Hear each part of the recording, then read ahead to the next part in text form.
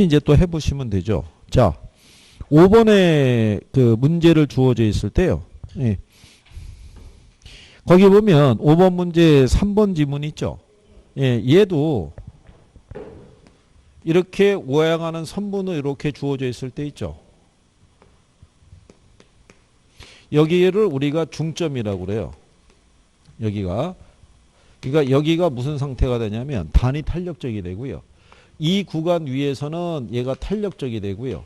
이 구간 밑에서는 측정을 하게 되면 비탄력적으로 나와요. 이 변화에 대한 부분이. 그래서 이 우회하는 이 직선으로 주어져 있을 때 측정하는 지점이 어디냐에 따라서 탄력성의 크기는 틀리다고 생각하시면 돼요. 그래서 이게 탄력성의 크기는요. 기울기만 갖고는 탄력이다 비탄력이다 얘기하기가 힘들어요. 그게 왜냐하면 측정 단위가 뭐냐에 따라서도 틀려져요. 측정 단위. 예를 들어서 우리가 왜 그 상품의 수량을 측정하는 이 기준이 틀리잖아요. 우리가 바늘 그럼 뭐 한 땀 뭐 이런 식으로 얘기하잖아요. 그 안에 보면 한 12개 이렇게 돼 있잖아요. 그다음 뭐 박스로 얘기할 때가 있잖아요. 거기에 따라서 이 기울기에 대한 기울기만 갖고는 얘기가 힘들어요. 그래서 우리가 기울기 얘기할 때는 그냥 일반적인 기울기라고만 얘기해 드리는 거고. 그러니까 여기 이 3번 지문도 자주 나오는 지문이 아니라 이 회차에서 딱 한 번 나온 거예요. 이게. 그리고 이제 여기 5번에 보시면 자, 대체제가 있는 경우가 대체제 없는 경우보다 비탄력적이 된다. 그러니까 걔 틀렸겠죠. 그러니까 여기 답은 3번으로 주고요. 또 4번에 가면 단기에서 장기로 갈수록 비탄력적이 된다니까 틀렸잖아요. 용도 전환이 용이할수록 탄력적인데 가격 탄력성이 작아진다니까 틀렸죠. 그 다음에 1번에 보면은 수의 가격 탄력성이 1보다 작을 때 있죠. 1보다 비탄력이죠. 비탄력적일 때는 임대 수입이 비례 관계예요. 비례. 그러니까 예를 들어서 임대료가 상승하면 수입이 늘어나고요. 임대료가 하락하면 수입이 줄어드는 거예요. 비례한다고요. 비탄력적일 때는 이게 비탄력적일 때는 임대료를 갖다가 인상을 시키죠. 그러면 수입도 증가하고요. 얘가 임대료를 하락시키죠. 그러면 수입도 줄어요. 그러니까 움직임이 비례한다고요. 비탄력적일 때가.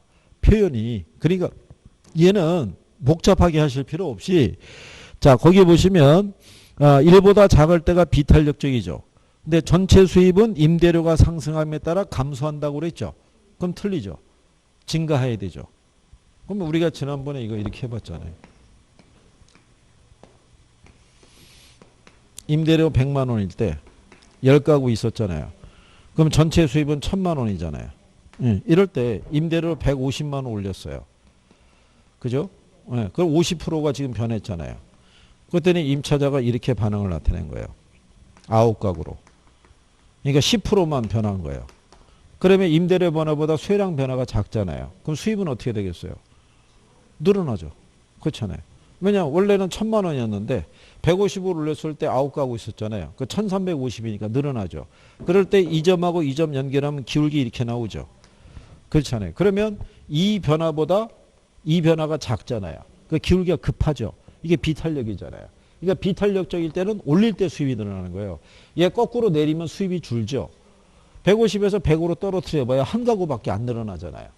무슨 말인지 이해하시겠나요? 그러니까 이런 거잖아요. 100만 원일 때 10가구 있었으니까 임대 수입이 1000만 원이었잖아요. 근데 얘를 150으로 올리니까 이게 9가구잖아요. 그러면 1350이니까 수입이 오히려 350이 늘잖아요. 근데 반대로 150에서 100으로 임대료 하락시키죠. 그러면은 이게 1350 오히려 1000만 원 줄잖아요.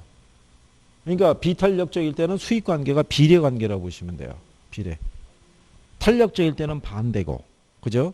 만약에 단위 탄력적이잖아요. 단위 탄력적은 같은 거예요. 가격 변화과 양의 변화가 똑같기 때문에. 그렇죠? 그래서 그 경우를 얘기하는 거니까요. 그 다음에 여러분들 요거 한 거 기억하시나요? 탄력성에서 얘가 완전 비탄력적이면 뭐가 불변이다. 그렇죠? 뭐가 불변이라고 그랬어요? 양이. 근데 뭐는 변할 수 있어요? 가격은 변할 수 있다고요. 뭐는 변할 수 있다? 가격. 근데 완전 탄력적이잖아요. 그럼 얘 기울기가 수평이죠. 뭐가 불변이냐면 얘는 여기서 뻗어나왔잖아요. 그러니까 가격이 불변이에요. 근데 양은 변할 수 있어요, 없어요? 양은 변하는 거예요. 그죠? 예. 그래서 그 6번에 보시면 자, 1번에 수요의 가격 탄력성이 완전 탄력적일 때 수요가 증가할 때 균형 가격은 변하지 않는다고 그랬죠. 예. 그게 수요의 가격 탄력성이 아니라 공급의 가격 탄력성이.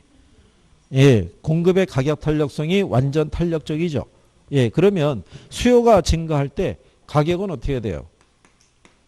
변하지 않는 거예요. 양만 늘어나는 거예요. 이렇게. 이거를 출제자가 공급의 가격 탄력성인데 수요의 가격 탄력성이라고 그것만 바꿔버린 거예요. 그런데 이제 이걸 가지고 뭐 기울기의 위치 어떻게 될게요? 뭐 쓸데없는 얘기죠. 그리고 이제 자 조금 아까 자 거기 보시면 3번에 공급의 가격 탄력성이 수요의 가격 탄력성보다 작은 경우 있죠. 예. 그러면 여러분들이 조세 정책에서 배우셨죠. 조세와 정가와 귀착을 보면 우리가 탄소 비례라고 그랬잖아요. 탄력적인 애가 세금 부담이 적고 비탄력적인 애가 세금 부담이 많죠. 근데 공급의 가격 탄력성이 수요의 가격 탄력성보다 작으니까 비탄력이란 얘기예요. 그러면 공급자가 세금 부담을 더 많이 하죠. 그리고 이제 임대주택의 수요의 가격 탄력성이 1일 때 이럴 때는 임대 수입은 불변이니까요. 그리고 일반적으로 임대주택을 건축해서 공급하는 기간이 짧죠. 그러면 탄력적이죠. 생산 기간이 짧을수록 생산에 소요되는 기간이 짧으면 탄력적이 되는 거죠. 이게 작년 문제였어요. 이게. 자, 그럴 때 7번에 보시면 7번에 2번 지문에 이렇게 해놨죠. 주택 수요의 가격 탄력성이 완전 탄력적인 경우 있죠. 예, 완전 탄력적이면 공급이 증가하면 가격은 변하지 않고 양만 증가한다고 그랬죠. 완전 탄력적이면 뭐가 불변해요?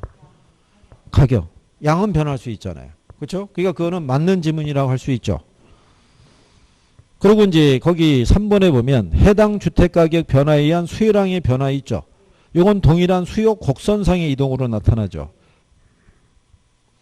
그리고 5번에 가면 주택 공급의 가격 탄력성은 단기에 비해서 장기에 더 크게 나타나겠죠. 그렇죠? 네, 근데 4번에 주택 수요가 증가할 때 공급이 탄력적일수록 가격이 더 크게 상승한다는 게 틀렸죠. 그건 비탄력적일 때. 가만히 보면 어느 순간에 5개의 지문이 있죠. 네? 네, 이쪽에 보면 내가 모르는 지문이 별로 없어요. 읽어서. 이제 그게 좀 익숙해지는 게 필요하신 거죠. 자, 그러면 8번 있잖아요. 이 8번 문제도 이것만 물어본 거예요. 자, 여러분들이 완전 비탄력적일 때 뭐가 불변해요? 양. 완전 탄력적이면. 그러면 자, 1번 지문 보시면 공급이 가격에 대해서 완전 탄력적이죠. 근데 거기 보면 가격이 상승하고 이랬죠. 그럼 이게 틀린 거죠. 완전 탄력이면 가격이 불변해야 되는데 1번 지문에. 그 다음에 4번 지문을 가면요. 완전 비탄력적이죠. 그러면 양이 어떻게 돼요? 그렇죠. 근데 양이 증가한다니까 틀렸을 거 아니에요. 그렇죠? 근데 5번을 봤더니 공급이 가격에 대해서 완전 탄력적이죠. 근데 균형 가격이 하락하고 그랬은 게 틀렸을 거 아니에요. 그러니까 이건 무슨 요령이냐면 완전 비탄력적이라고 나오면은 양을 먼저 보시는 거예요. 근데 양이 변했다 그러면 걔는 틀린 거고 완전 탄력적이라 나오면 가격을 보는 거예요. 가격이 변했다 그러면 걔는 틀린 거예요. 그죠? 그래서 거기 2번에 보시면 공급이 가격에 대해서 완전 탄력적일 때 있죠. 수요가 증가하면 가격은 변하지 않고 양만 늘어난다는 걔가 답이 되는 거예요. 근데 3번을 봤더니 완전 비탄력적일 때 있죠. 수요가 증가하면 가격은 어떻게 돼요? 상승인데 하락하고 그래서 걔가 틀린 거예요. 이게 답이 2번인 거예요. 푸른 요령 아시겠어요? 무슨 얘기냐면 완전 비탄력적이라고 뭐냐면 이거를 살펴보란 얘기예요. 양을 먼저. 근데 완전 탄력적이라고 하면 가격을 보란 얘기예요. 얘가 불변해야 되는데 가격이 상승 하락 그러면 걔는 틀린 거예요. 근데 완전 비탄력적이라는데 양이 증가 감소 그러면 얘는 틀린 거라고요. 출제자가 근데 이것도 이 배열도 이때 한 번만 주고 안 나왔어요. 이 배열은 더 이상은. 왜 안 나오냐면 5개로 이렇게 해놓잖아요. 5개로. 그러면 이게 잘 모르는 학생들은 이거 그림 그리려고 그런다고요. 막 선으로. 시간 많이 걸리고 그죠? 예. 자, 그 다음에 이제 9번에 보면요. 다음 중에 가로안이 올바르게 묶인 걸 물어봤죠. 근데 조건을 보셔야 되는 게 중간점을 이용해서 계산한 탄력성이에요. 중간점. 예. 그러니까 중간점을 이용해서 계산한 탄력성은요.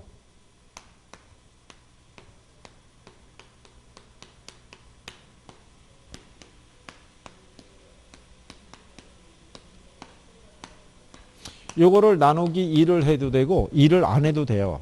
이거를. 자, 근데 이제 여기 보면 P0하고 P1이 있죠. 예, 이게 뭐냐면 최초의 가격, 그 다음에 나중 거.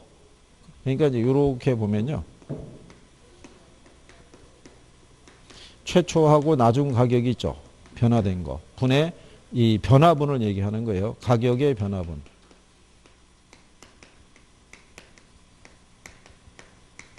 그러면 여기도 최초의 양이 있죠. 여기에서 나중 거 있죠. 예, 이거 더하고 여기서 이건 양의 변화분을 얘기하는 거예요. 그리고서 얘는 나누기 2를 해도 되고요. 2를 안 해도 돼요. 근데 이거 숫자를 다 준다 안 준다? 다 줘요. 거기 여러분들이 보면 임대료가 9만 원에서 얼마로 변했대요? 그럼 이렇게 더해주면 돼요.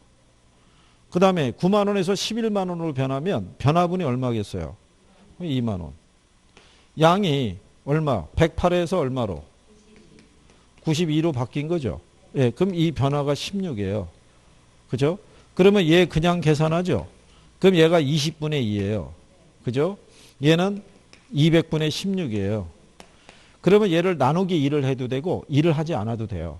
이 상태에서 만약에 나누기 2 하죠. 예, 그러면 얘는 얼마 나오겠어요? 얘는 10분의 1. 얘는 나누기 2 하면 100분의 8이죠. 100분의 8 하면 0.08이죠. 10분의 1이면 0.1이죠. 예, 나누면 0.8 나와요. 그죠? 1보다 커요, 작아요? 1보다 작으면 탄력적이다, 비탄력적이다? 네, 비탄력. 0.8 비탄력적이 답인 거예요.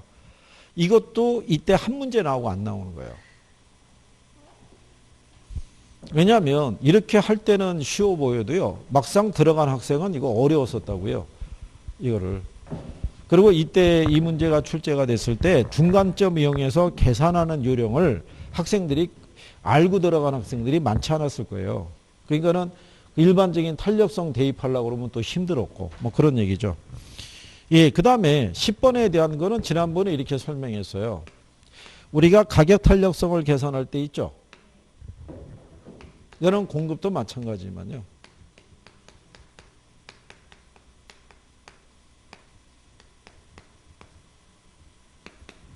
여기가 가격 변화율이고요. 여기가 뭐예요?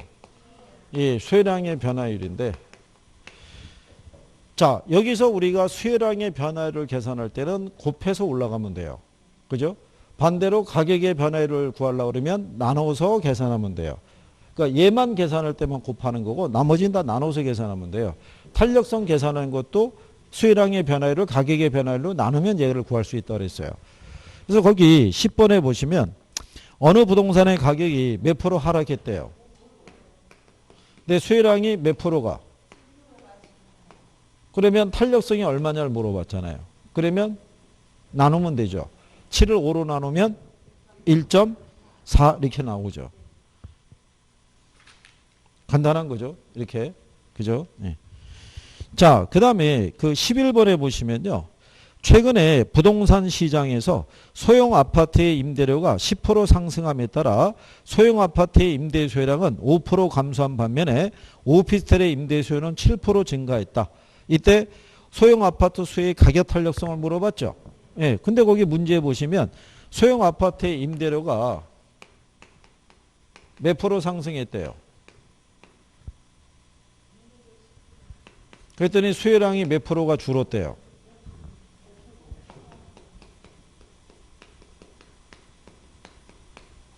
이럴 때 요거 탄력성이 얼마냐를 물어본 거죠. 그럼 어떻게 계산하면 돼요? 우리가 이랬잖아요. 읽을 때는 밑에서 위로 올라가면 되는데 계산기 찍을 때는 반대로 찍으면 된다 그랬죠. 5 찍고 10 찍으면 0.5조예요. 그렇죠? 거의 10분의 5면 0.5라고요. 0.5라는 건 탄력적이에요, 비탄력적이에요? 1보다 작으니까 비탄력이지. 그죠? 그러면은 기억이 비탄력적이라는 2번하고 3번, 5번밖에 없어요. 그럼 둘 중에 하나가 답인 거예요. 그죠? 그런데 자, 이렇게 보시면요. 여기 봤더니 그 내용에서 자, 소형 아파트 있죠.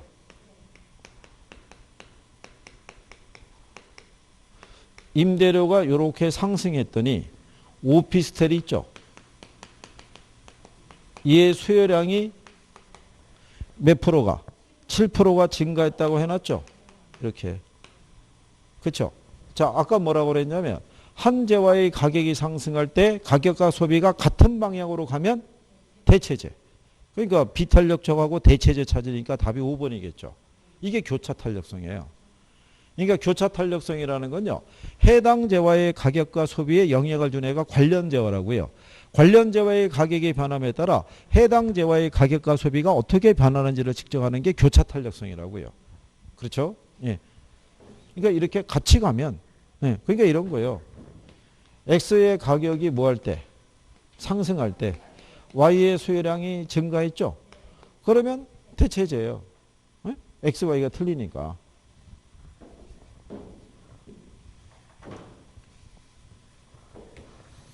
자, 그 다음에 12번에 보시면요. 자, 이것도 마찬가지예요. 가격, 자, 페이지는 56페이지죠. 네. 가격 탄력성은 가격의 변화율에 대한 무슨 변화율? 예, 수요량의 변화율. 그 다음에 소득 탄력성 있죠. 얘는 소득의 변화율에 대한 무슨 변화율? 수요량의 변화율이에요. 근데 여기서 12번의 문제를 보시면 A 부동산 수요량의 전체 변화를 물어봤죠. 결국 얘들 구하라는 거잖아요. 얘들 구할 때는 다 곱하면 돼요. 그러면 거기 보면 다 주어져 있어요. 가격 탄력성이 얼마? 소득 탄력성이. 근데 가격이 몇 프로? 소득이? 그러면 2 곱하기 0.9 하면요. 그럼 얘가 1.8이 늘었겠어요? 줄었겠어요? 줄었겠죠. 가격은? 네, 수요 법칙이니까 반비례하니까. 소득이 자 4%를 때 얘가 0.5죠. 그럼 수요량이 어떻게 돼요? 2%가 늘어나죠. 여기 왜 늘어나겠어요? 에? 얘가 0보다 크잖아요. 그러니까 얘가 정상제라는 거예요. 무슨 제와? 정상제. 그래서 거기 보면 A 부동산이 정상제 이렇게 주어졌잖아요. 그러면 자 2% 늘어나고 1.8% 줄었죠. 그럼 전체 변화율이 얼마 나오겠어요? 0.2 나오죠. 그 답이 1번이죠. 그렇죠? 그러니까 이거 양 계산하는 건 곱해서 계산하시면 돼요. 곱해서. 그것만 하실 수 있어도 그냥 그러면 거기 13번 있죠. 어느 지역에 오피스텔 가격이 4% 인상이 됐죠. 근데 가격 탄력성이 2래요. 그죠? 그럼 수요량의 변화 물어봤잖아요. 그러면 4 곱하기 2 하면 되죠. 그럼 8이죠. 그럼 8%가 늘었겠어요? 줄었겠어요? 줄었죠. 가격 탄력성은 가격과 수요량이 반비례니까 가격이 상승하면 수요량이 줄어야 되잖아요. 그냥 암산적이죠. 다만 여기서 증가 감소를 대입한 거는 수요의 가격 탄력성이 수요 법칙을 의미하는 것을 잘 모르는 사람들은 이것도 힘들었을 거란 얘기죠. 그 다음에 그 14번 있죠. 예, 14번에 보시면 자 똑같은 거예요. X지역에 오피스텔의 임대료 있죠. 예, 오피스텔의 임대료가 몇 프로 상승했대요? 10%. 10% 상승했더니 오피스텔의 임차 수요가 몇 프로? 예, 15%. 그렇죠? 예, 대신에 이 지역 소형 아파트의 임차 수요 있죠. 예.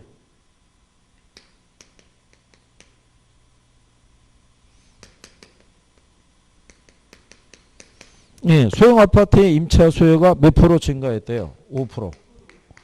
그렇죠? 이럴 때 A지역, X지역에 소형 아파트 임차 수요의 교차 탄력성이 있죠. 그 다음에 소형 아파트하고 오피스텔의 관계를 물어봤잖아요. 근데 여러분들이 보면 교차 탄력성이 있죠. 얘가 몇 프로 상승했을 때 임대료가 얘가 몇 프로 늘어났대요? 5%. 예, 요건 이제 이렇게 생각하셔야 돼요. 여기 5, 5 돼 있잖아요. 여기 보시면 오피텔의 임대료가 변할 때 오피텔 수요량이 변한 것 있죠. 분모 분자가 같잖아요. 이건 가격 탄력성. 이거는. 그러니까 가격 탄력성은요, 이런 거예요. XJ 가격 변화분의 XJ 수요량이에요.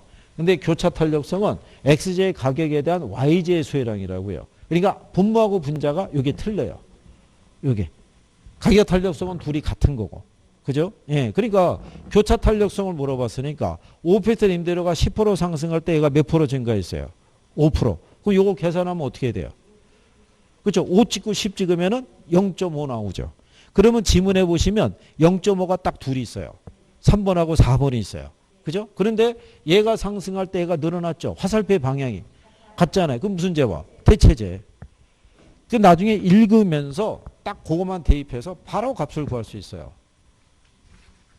자, 그러면 한 문제 더 연습하시면 뒤로 넘어가시면 아파트 매매 가격이 16% 상승함에 따라 다세대 주택의 매매 수요량이 8% 증가하고요. 그럼 벌써 아파트 다세대 틀리잖아요. 그러면 교차 탄력성 구하면은 16분의 8인 거예요. 그럼 얼마 나오겠어요? 그럼 0.5 나오는 거예요. 근데 아파트 매매 수요량이 4% 감소했죠. 그러면 아파트 묶어버리면 되죠. 그럼 얘는 16분의 4 나오잖아요. 그죠? 16분의 4면은 0.25 나오죠. 그럼 가격 탄력성은 0.25. 교차 탄력성은 0.5. 아파트의 매매 가격이 상승할 때 다세대 수요가 증가했잖아요. 같은 화살이죠. 그러면 뭐 대체제. 그럼 답이 몇 번? 1번. 이렇게. 복잡한 것 같은데 요령을 알면 되게 간단한 거죠. 그렇지 않겠어요? 그렇다고 해서 이게 또 이제 14번, 15번 같이 나온 거예요. 학생분들이 뭘 가졌겠어요? 자신감을. 드디어 나오기만 하면 내가 확 한다고 그랬는데 16번이 등장한 거예요. 근데 이거는 또 뭔 말인지 모르겠는 거예요. 그죠? 왜 뭔 말인지 모르겠냐면 박스의 제목을 봤더니 교차 탄력성을 구하래요. 근데 가구소득이 10% 상승하고 아파트 가격은 5% 상승했을 때 다세대주택의 수요가 8%가 늘어났대요. 근데 다세대주택의 소유도 탄력성이 0.6이고 다세대하고 아파트가 대체제래요. 그렇죠? 그러니까 이제 아무리 생각해도 뭐가 이제 안 맞아 떨어지냐면 거기 소득 탄력성 줬잖아요. 그죠? 예. 그 여기 수요량이거든요. 근데 얘를 0.6을 줬어요. 근데 소득이 몇 프로 증가했다고 돼 있냐면 10% 상승했대요. 근데 얘가 0.6이거든요. 그럼 얘가 6%가 늘어야 된다고요. 6%가 늘어야 되는데 8%가 늘었다는 거예요. 그렇죠? 아니 얘가 6%가 늘어야되는데 왜 8%가 늘었다는 거야. 그럼 나머지 2% 있죠. 이게 어디서 왔냐 이거죠. 어디서. 그죠? 그 얘기는 무슨 얘기냐면 자 아파트 가격이 5% 상승했을 때 다세대가 8% 늘었다는 거잖아요. 이게. 다세대가. 근데 소득이 증가해서 6%밖에 안 되거든요. 그 2%가 어디서 늘어났을까? 그죠? 그 얘기는 거기 보면 아파트하고 다세대가 대체제라고 줬잖아요. 그죠? 그러니까는 여기 보면은 아파트 가격이 몇 프로 상승했대요? 5%. 그러면 얘가 5% 상승해서 다세대 2%가 여기서 늘어난 거라고요. 소득이 증가해서 뭐가? 6% 늘었고 대체제 관계는 아파트의 가격이 상승해서 얘가 여기서 2% 늘어난 거예요. 그럼 교차 탄력성이 얼마냐를 물어봤죠. 요거 탄력성 계산하면 어떻게 하면 돼요? 똑같아요. 얘를 이걸로 나누면 돼요.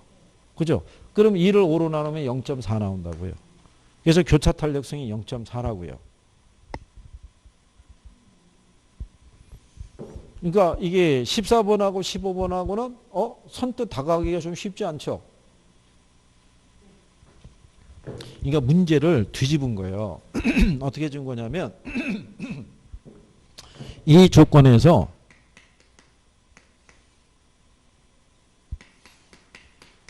아파트 가격이 몇 프로 상승하고요. 예, 5% 상승했고요. 그 다음에 소득 탄력성이 얼마라고 줬냐면은 0.6을 줬어요. 예, 그리고 준 상태에서 얘가 5%. 그죠? 그리고 소득은 몇 프로 증가했다고? 10%. 그죠? 이 상태에서 다세대의 수요량이 몇 프로 증가했다고 준 거예요? 8%. 이때 교차 탄력성을 물어본 거예요. 근데 사람들은 이것만 먼저 대입한 거예요. 요것만. 요것만 계산했더니 6% 나오는 거예요. 그죠? 근데 8% 늘었다는 거예요. 그럴 때 이거를 생각해야 된다고요. 얘가 상승했기 때문에 아파트하고 뭐하고 다세대가 대체제라고 그랬잖아요. 근데 얘 가격이 상승할 때 대체제니까 이 수혜량이 늘어날 거라고요. 그죠? 그러면 여기서 2%가 여기서 늘어났다는 얘기잖아요. 그럼 5분의 2 계산하면 0.4. 그래서 교차 탄력성 계산하라고 준 건데 이게 막상 박스로 들어가서 문제가 나올 때는 이거를 구하기가 조금 힘들었을 거란 얘기죠. 그러니까 이것도 하나의 시험 운이라고 할 수 있어요. 14번하고 15번 정도로 나왔을 때 들어간 양반이 있고 지금 같은 경우로 나온 것도 있고. 근데 또 얘가 이렇게 나오더라도 다른 거는 또 쉽게 줄 수도 있어요. 자, 그러면 17번 있죠. 어느 지역의 오피스텔의 수요에 대한 가격 탄력성이 0.6이고요. 소득 탄력성이 0.5예요. 오피스텔의 가격이 5% 상승함과 동시에 소득의 변에서 전체 수요량이 1% 감소했다면 이때 소득의 변화율을 물어봤죠. 예, 이것도 이제 무슨 얘기냐면 이런 거죠. 거기 보면은 가격 탄력성이 있죠. 예, 여기는 이제 오피스텔에 대한 그리고 이제 소득 탄력성이 있죠. 소득의 변화에 따른 이제 수요량의 변화율이 됐을 때 거기 보시면 가격 탄력성은 얼마 줬어요? 0.6. 소득 탄력성은 얼마? 0.5 줬어요. 근데 오피스텔의 가격이 몇 프로 상승했대요? 5%. 그럼 얘가 5% 상승하면요. 여기 있는 수요량은 어떻게 돼요? 어? 수요량은 늘었겠어요? 줄었겠어요? 줄어야 되죠. 가격과 수요량은 반비례니까. 근데 얼마나 줄었냐는 것은 여기다가 얘 곱하면 되죠. 그렇죠? 5 곱하기 0.6 하면 예, 3%가 줄어야 되는데 여기서 이 소득이 증가해서 줄어든 수요량이 1%밖에 안 된대요. 1%만. 그러면 여기서 소득이 증가해서 여기서 수요량이 2%가 늘어야 돼요. 그렇잖아요? 그래야지만 3에서 2를 빼야 1%잖아요. 그러면은 얘가 여기서 2%가 늘어나기 위해서는 이게 과연 몇 프로 변했냐를 물어본 거예요. 그럼 얘 계산할 때 어떻게 하면 된다 그랬어요? 이거. 여기 분자는 곱해서 올라가고 분모는 나눠서. 그럼 2 나누기 0.5 하시면 얼마 나와요? 그럼 4%예요. 그죠? 네. 그래서 소득이 몇 프로 증가했다는 거예요? 4%. 그래서 답이 4번이에요. 자, 항상 그거 잊지 마시면 돼요. 분자 계산할 때는 곱해서 올라가고 나머지 애들은 다 나눠서 계산하는 거야. 네? 목하고 분모는 다 나눠서. 네. 아니 근데 이게 왜 또 간단한 구성이 되냐면요.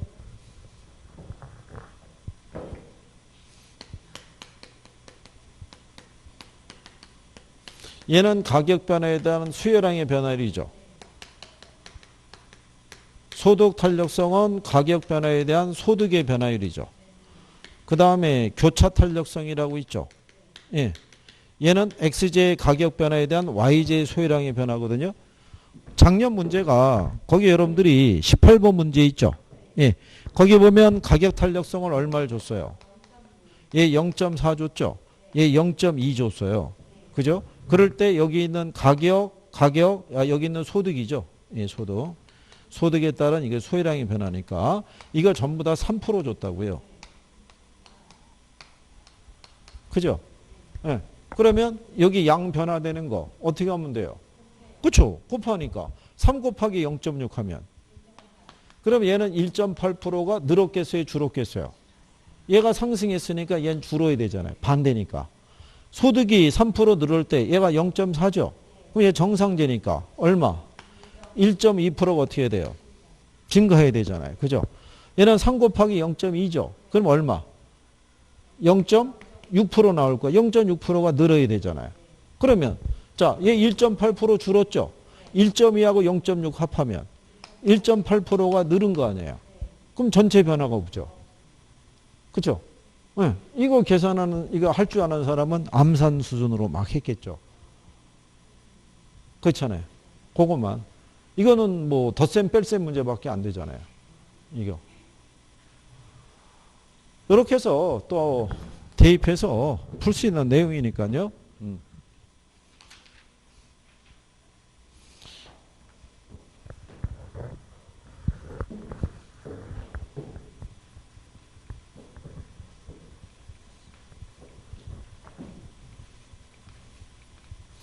그 다음에 이제 경기 변동으로 가보시게 되면은요.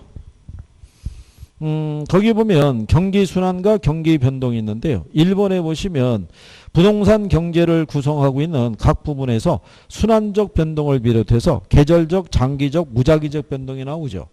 예, 무작위적 변동이라는 것은 예기치 못한 사태로 초래되는 비순환적 경기 변동 현상이 있죠. 지금 코로나 사태도 똑같은 거예요. 지진이라든가 홍수, 뭐 태풍 여기서 발생하는 것도 있죠. 시설물이 다 파괴되거나 막 이렇게 되는 것도 그것도 비순환적인 경기 변동이라고 보시면 되겠고요. 거기 보시면은 대학가 근처에 임대주택이 방학을 주기로 공실률이 증가하는 경우 있죠. 예, 그건 무슨 변동? 예, 계절 변동이죠. 근데 우리가 지난번에 이거 한 거 기억하시나요? 회복시장이 있고 상향이 있고 후퇴가 있고 하향이 있을 때 여기 보면은 과거의 사례 가격이 있죠. 과거의 사례 가격이 얘가 상이잖아요. 얘가 상이면 하로 들어와야 되고요. 얘가 하면은 과거는 얘는 상으로 들어와야 돼요. 그죠? 근데 거기 4번에 보면 상향시장에서 직전 회복시장의 거래 사례 가격은 현재 시점에서 상한가가 된다라고 해놨죠. 그러니까 틀린 거예요. 같은 상으로 들어오면 안 돼요. 상하, 하상 이렇게 들어와야 돼요. 그래서 그런 내용이고요. 그 다음에 2번에 가시게 되면 경기 변동에 관한 설명, 순환, 추세, 계절, 무작위적 변동으로 나타나겠죠. 그 다음에 부동산 경기는요, 일반 경기 변동처럼 상승과 하강을 반복해서 변하는 걸 우리가 경기 변동이라고 그래요. 근데 부동산 경기는 일반 경기와 다르게 일정한 주기와 동일한 진폭으로 규칙적, 안정적으로 반복되고 순환된다는 게 틀린 거예요. 불규칙적이에요. 순환 국면이 뚜렷하질 않아요. 우리나라도 한 10년 주기설이라는 게 힘을 받는데 10년마다 이 사이클이 변한다고 그래요. 근데 그 주기의 길이나 진폭이나 다 틀리다는 얘기예요. 그죠? 2008년도에는 세계적인 금융위기가 들어닥친 거였어요. 그때 우리나라도 심각한 경제상의 불황을 겪었던 건데 이번에 코로나하고는 또 비견될 게 아닌 거예요. 이건 너무나 엄청난 거예요. 예전에 경기가 침체가 됐더라도 국제 간의 교육은 있었다고요. 통제되는 않았으니까. 지금은 통제되잖아요. 오죽했으면 공기의 질이 틀려진다고 그러겠어요. 그렇죠? 사람이 안 다니니까. 그렇잖아요? 예. 그래서 뭐 히말라야, 에베레스트 걔도 뭐 정화되고 남극도 뭐 지금 숨 쉬고 있을 것 같고 막 이렇게 얘기하는 거예요, 지금. 근데 인간은 삶을 유지하기 위해서는 끊임없이 생산과 소비해야 돼요. 그리고 유통을 시켜야 되는데 지금 스톱되어 있는 관계잖아요. 참 대단한 거죠. 그죠? 자, 그런 내용이고요. 그래서 이제 주로 얘네가 일단 축이에요. 얘네를. 그래서 제가 적어드릴 때 보면은 과거의 사례 가격 적어드리죠. 그 다음에 부동산 전문 활동에서는 매도자, 매수자 중에서 누구 중시하냐고 그랬잖아요. 근데 이것도 이렇게 생각하면 돼요. 경기가 좋아지죠. 매도자, 매수자 중에서 누가? 얘가 시장 주도하는 거예요. 경기가 안 좋으면 매수자가 시장을 주도하는 거예요. 이게 경기 변동은 틀릴 일도 별로 없어요. 여기는. 그죠? 왜냐하면 거기 3번 문제 가시면 경기 변동의 4가지 국면 나타냈죠. 회복 기간은 A 주도 시장이라고 그랬죠. 그럼 매도자일 거 아니에요. 그렇죠? 그러면 경기가 좋을 때 건축 허가 신청 건수는 늘어나겠죠. 그리고 공실률은 어떻게 해야 돼요? 줄어들 거 아니에요. 거래가 늘어나니까. 그렇겠죠? 그러면 A가 매도자가 되고요. B는 증가할 것이고 C는 감소하겠죠. 그리고 쭉 가다가 D가 나오죠. 후퇴기로 들어가면 매수자가 시장을 주도할 거 아니에요. 그럼 1번이 답이겠죠. 갖다가 채워넣는 거니까. 복잡한 내용이 아니겠죠. 그렇죠. 그 다음에 4번에 가게 되면요. 거기 2번에 보면 총부채 상환 비율 있죠. 이거 규제하는 거는 정부만 할 수 있는 거예요. 정책당국에서. 그러니까 이거는 불규칙 변동으로 보는 거예요. 무작위적 변동. 예. 그 다음에 이제 거기 3번에 보면 부동산 경기는 각 주기별 순환 국면 기간이 일정치 않은 경향을 나타내고요. 1번에 보면 부동산 경기는 지역 경기예요. 그래서 같은 도시라도요, 이 도시별로 다르게 나타날 수 있고요. 같은 도시라도 도시 안의 지역에 따라 다른 변동이 나올 수 있어요. 그러니까 예를 들어서 충남이 있잖아요. 대전광역시도 있고 모두 있다. 세종. 근데 대전도 이 안에 들어가면요. 동구, 서구, 중구 뭐 이렇게 쭉 나눠지잖아요. 그중에 얘만 경기가 좋고 나머지는 경기가 안 좋을 수도 있다고요. 그래서 같은 이 도시에 따라서 틀려지고 도시 안에서도 지역에 따라 또 틀려진다는 거예요. 그래서 그런 내용이라고 보시면 되겠고요. 그래서 거기 이제 틀린 게 거기 보시면 4번에 봄, 가을에 반복적인 주택거래 건수 증가 있죠. 이건 계절 변동이죠. 예, 근데 추세 변동이라니까 틀렸다는 얘기죠. 추세 변동은 장기적 변동이라고 그랬죠. 50년을 주기로 해서 예, 경제 성장이나 인구의 변화 등으로 나타나는 거. 근데 이제 5번 문제 보시면 경기 변동 있죠. 예, 여기 보면 다 뭐 물어본 거예요. 과거의 사례 가격 있잖아요. 그렇죠? 예, 거기 보시면 2번에 상향시장 있죠. 직전 국면의 거래 사례 가격은 현재 시점에서 새로운 거래 가격의 뭐 예, 상위, 걔가 답이죠. 벌써 2번이나 나온 거죠. 그래서 제가 강의할 때 이거 얘기하는 거예요. 상일 때 하가 돼야 되고 하일 때는 상이 들어와야 된다고. 혹시 지문이 떨어지면 그거 두 가지를 비교해 보라는 거예요. 그렇죠? 그래서 출제자가 이것도 답을 2번으로 조금 앞에 당겨서 준 거예요. 일일이 보려고 그러면 이거 시간 많이 걸리죠. 그러니까 문제 푸는 요령이라고 보시면 돼요. 근데 뒷페이지 넘어가 보시면 자, 여기는 두 가지 다 물어본 거죠. 자, 하향시장은 매수자 중시되죠. 과거의 거래 사례 가격은 상이 들어오니까 맞는 거겠죠. 상향은 매도자 중시되죠. 과거의 거래 사례 가격은 하가 들어오니까 얘 맞는 거죠. 자, 회복은 매도자가 중시가 되죠. 과거의 거래 사례 가격은 새로운 거래의 기준이 되거나 하한이 되겠죠. 근데 후퇴잖아요. 후퇴니까 과거의 사례 가격은 지금 보면 어떻게 해야 돼요? 상이 된다고요. 이렇게 되잖아요. 요거는 또 이렇게 생각하시면 돼요. 자, 여러분이 경기가 이렇게 올라가죠. 예, 올라가면 여기가 회복시장이라고 보고 여기가 상향시장이라고 봤을 때 이전에 거래된 애들은 지금보다 다 싸게 거래된 애들이에요. 경기가 계속 올라가는 추세니까. 근데 경기가 후퇴하죠. 경기가 후퇴하고 얘가 하향 국면으로 갔을 때 이전에 거래된 애들은 다 지금보다 비싸게 거래된 애들이라고요. 무슨 말인지 아시겠죠? 예, 그래서 그 요령만 갖고 계시면 5번이 답이 된다는 걸 알 수 있죠. 후퇴인데 과거의 사례 가격이 하한이 된다 그러면 당연히 틀릴 거 아니에요. 그리고 이제 7번에 보시면 이런 거죠. 부동산 경기의 특징 중에 하나가 일반 경기에 비해서 주기가 길죠.